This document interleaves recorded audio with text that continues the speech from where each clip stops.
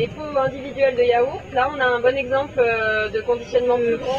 Les citoyens sont quand même assez sensibles, enfin ils ne sont pas sensibilisés, mais ils sont prêts à faire des gestes pour mieux trier leurs poubelles, simplement ils ne savent pas comment faire. Ce que je trouve intéressant aussi ici, c'est qu'on montre qu'il y a beaucoup de déchets qui pourraient être évités, et c'est-à-dire que ça commence par la réduction des déchets à la source.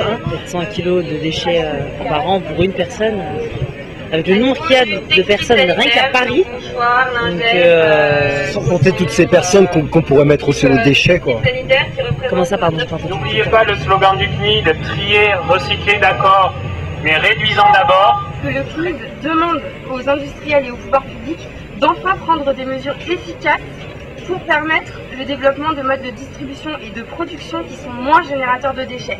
C'est des choses comme la consigne qui existaient, qui ont été supprimées dans le courant des années 90 et pourtant qui permettaient de générer moins de déchets, d'économiser des ressources naturelles, d'économiser de l'énergie et d'émettre moins de gaz à effet de serre. Ce qu'on voudrait vous dire, c'est qu'un déchet qui est trié n'est pas un déchet qui est évité. Un déchet qui est trié, il doit aussi être recyclé. Le recyclage a également des impacts environnementaux. Donc on va voir comment la poubelle de tri pourrait elle aussi être réduite. Alors on commence très fort avec une bouteille d'eau minérale. Une bouteille d'eau minérale en plastique. Donc les bouteilles d'eau, c'est 10 kg de plastique par habitant qui pourrait être évité tout simplement en buvant l'eau du robinet. Voilà, un déchet tout à fait évitable. Alors, nous avons ici deux boîtes à œufs. Alors, il existe pour ces boîtes une alternative réutilisable. Et quand on va acheter ces œufs au marché, on peut souvent les acheter en vrac et réutiliser une boîte en plastique ou en carton. Mais donc ces boîtes-là n'auraient pas dû se retrouver dans la poubelle au final. Alors les mouchoirs en papier, c'est des déchets ou pas? C'est largement évitable aussi, j'utilise des mouchoirs en tissu, la plupart du temps, pas dans 100% des cas. Le rouleau de papier hygiénique, pour l'instant, on n'a pas d'alternative connue, donc ça, malheureusement, c'est pas évitable. La presse, encore une fois, déchet non évitable, même si on les recycle.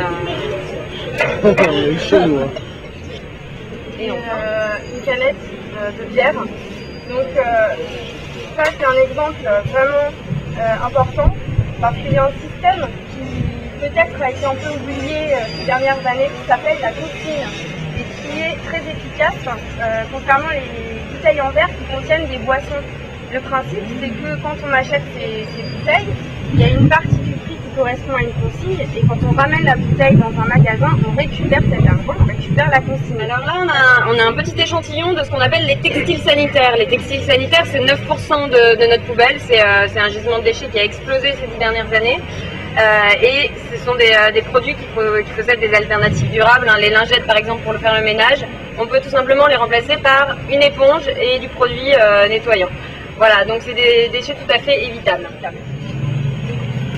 On a terminé. Voilà pour cette poubelle. Oui. Donc notre poubelle de départ, vous voyez qu'elle a bien réduit. En bois, ça se sent aussi. Oui. On va faire... Et puis comme les jeunes cathos, ils n'utilisent plus de préservatifs, donc plus de plastique, ils font beaucoup d'enfants. T'as pas remarqué que dans le 16e, ils ont beaucoup d'enfants? Merde, le préservatif c'est plastique. Vous êtes vous-même très emballé, ou est-ce que vous vous considérez comme évitable ou non évitable? Nous, on est emballé, mais emballé réutilisable. Voilà. On est consigné. Et puis, en guise de conclusion, on vous donnerait deux chiffres. Le premier qui est mentionné ici, c'est que potentiel de réduction de nos poubelles, moins de 39%, ce qui équivaut à 150 kg de déchets par habitant et par an que l'on pourrait réduire. Et mes parents me disaient qu'on pourrait rien faire de moi. Et finalement, vous voyez, j'ai été récupéré. Bravo! Et je fais un gros bisou à Télévocal.